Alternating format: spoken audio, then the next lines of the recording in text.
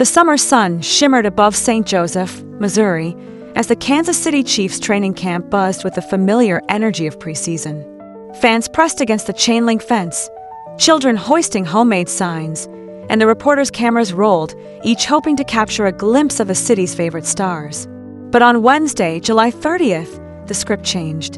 In a matter of minutes, the Chiefs camp, usually a haven for hope and hype, was flipped on its head.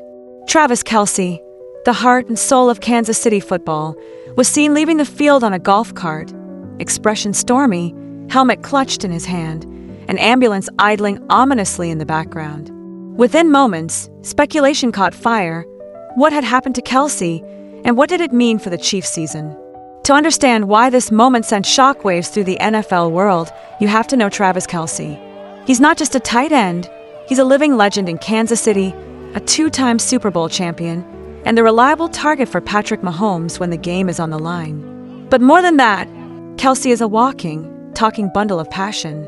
He's famous for his vibrant celebrations, his sideline fire, and yes, his willingness to get in a teammate's face if he thinks it'll make the team better.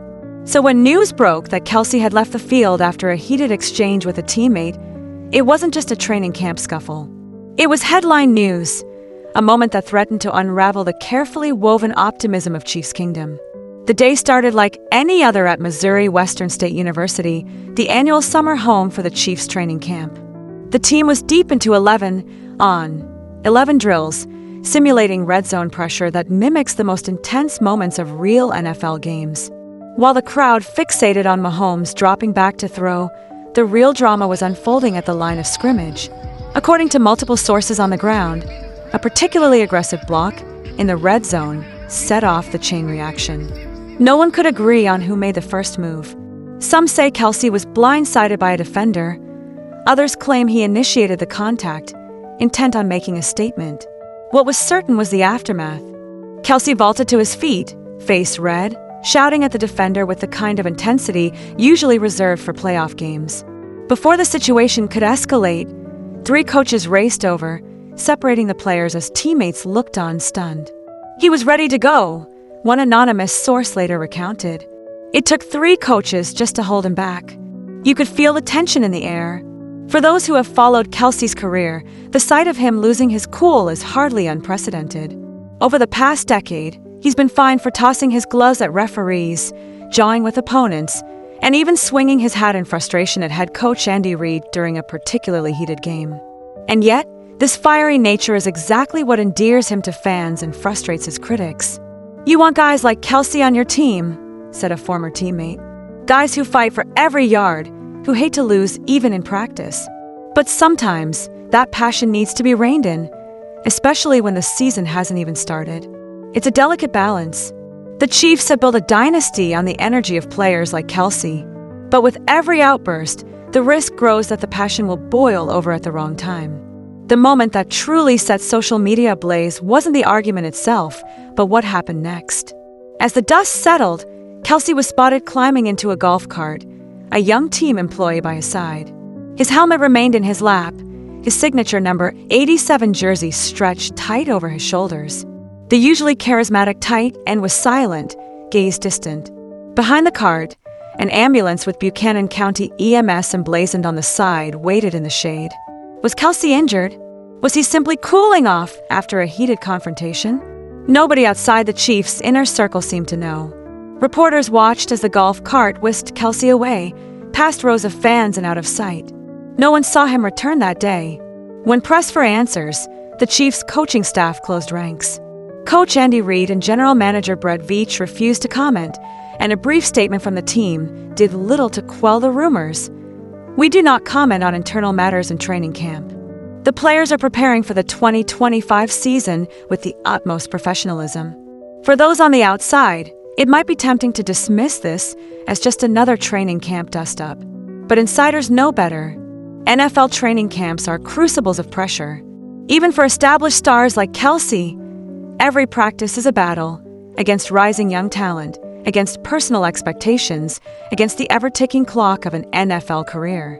Veterans are expected to lead by example, to show up every day with the same intensity that won them championships.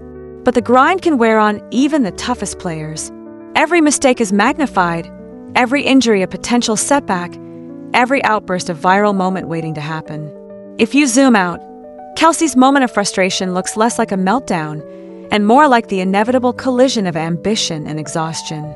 After all, the Chiefs aren't just trying to stay on top, they're trying to build a dynasty. And the pressure to repeat as champions can turn even the most composed locker room into a powder keg. It's easy to forget, amid all the speculation and hot takes, what makes Travis Kelce so vital to the Chiefs. He's more than just an offensive weapon, he's the pulse of the team. His energy is infectious, his work ethic unquestioned, his loyalty to Kansas City unwavering. But that same fire can burn both ways. For every highlight reel catch and viral dance, there's a risk of a sideline blow-up or a practice skirmish. The hope among Chiefs fans is that Kelce's passion remains an asset, not a liability. As one longtime Chiefs reporter put it, "You never want to see your stars lose control, but you also don't want them to lose that edge." The trick is finding the sweet spot, and nobody walks that line better than Travis Kelce, most of the time. The immediate fallout from Wednesday's incident was a vacuum of information. Social media exploded with theories, some wild, some plausible. Was Kelce actually injured? Would he be suspended for fighting? Was this the beginning of a larger rift within the Chiefs' locker room? For a team that prides itself on unity and professionalism, even a hint of internal discord is a major story. By Thursday morning, the narrative had shifted again. Sources close to the team suggested that Kelce was simply frustrated and that his removal from practice was precautionary, not disciplinary. No official injury report was released, and by afternoon, the focus was already turning to the next practice session. Still, fans couldn't shake the image of their star tight end, alone on that golf cart, the ambulance looming in the background, a reminder that even the biggest names in football are human, prone to moments of doubt and vulnerability. As training camp grinds on and the regular season approaches, the Chiefs face big questions. Can they maintain their championship edge without letting emotions boil over? Can Kelce channel his passion in a way that lifts the team rather than dividing it? For now, the answers remain out of reach. But one thing is certain: if you're looking for drama, resilience, and raw emotion, you don't have to look any further than St. Joseph, Missouri, where Travis Kelce and the Kansas City Chiefs are writing the next chapter in one of football's most compelling stories. So, as the sun sets on another tumultuous day at training camp, fans are left asking, will this be a mere footnote in another magical Chiefs season, or the spark that changes everything? As always with Travis Kelce, you can't look away, not for a second. And that's exactly why the world is still watching.